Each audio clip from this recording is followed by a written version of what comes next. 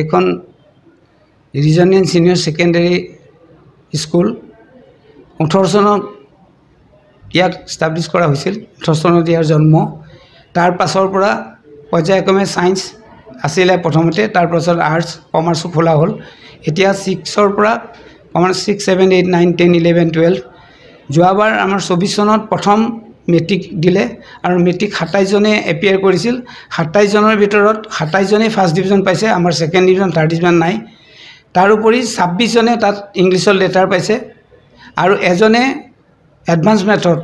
100ৰ ভিতৰত 100 নম্বৰ পাবলৈ সক্ষম হৈছে এখিনি আমাৰ ৰিজাল্ট ফলাফল প্ৰথম বিভাগত 27 জনে উত্তীৰ্ণ হৈছে 27 জনে উত্তীৰ্ণ হৈছে 27 জনে প্ৰথম বিভাগ আমাৰ সেকেন্ড আৰু থাৰ্ড ডিভিজন নাই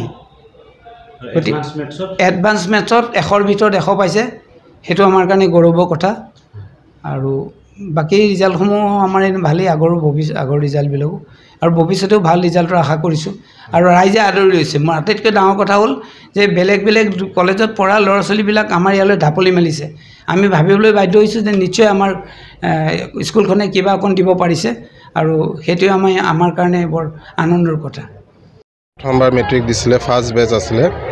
ফাৰ্ষ্ট বেচৰ আপোনাৰ 27 গৰাকী ছাত্ৰ ছাত্ৰীয়ে পৰীক্ষা দিছিলে আৰু এই 27 গৰাকী ছাত্ৰ ছাত্ৰীৰ ভিতৰত গোটেইখিনি আপোনাৰ প্ৰথম বিভাগত উন্নীত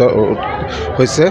আৰু তাৰ মাজত আপোনাৰ 27 জনৰ ভিতৰতে আপোনাৰ 5 জনে ডিষ্টিংচন পাইছে আৰু 5 জনে আপোনাৰ ষ্টাৰ পাইছে এই 27 জনৰ ভিতৰতে এজন ছাত্ৰ ৰহন বুলি নাম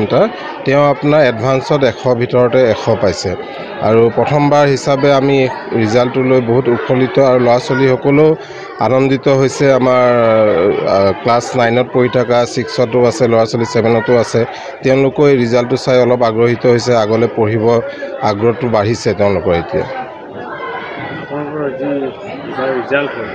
পৰৱৰ্তী সময়তো তেনেধৰণৰ ধাৰাবাহিকতা অক্ষুণ্ণ ৰাখাৰ চেষ্টাটো আমি সঁচাই ৰাখিম ভাল ল'ৰা ছোৱালী আছে এতিয়াও আছে আৰু আমি এনেকুৱা নহয় যে অকল ভাল ল'ৰা ছোৱালী লৈয়ে ৰিজাল্ট বনাব চেষ্টা কৰিম এইবাৰ যোনটো বেচত আমাৰ এনেকুৱাও ল'ৰা ছোৱালী আছিলে আমি 9ত পঢ়ি থাকোঁতে ভাবিছিলোঁ যে তেওঁলোক সেকেন্ড ডিভিজন পাব বুলি কিন্তু আমাৰ শিক্ষকসকল শিক্ষয়িত্ৰীসকলে যথেষ্ট কষ্ট কৰিছে তেওঁলোকৰ লগত কষ্ট কৰাৰ পিছত তেওঁলোক প্ৰথম বিভাগত উন্নীত হৈছে লগতো এটা দুটাত আপোনাৰ লেটাৰো পাইছে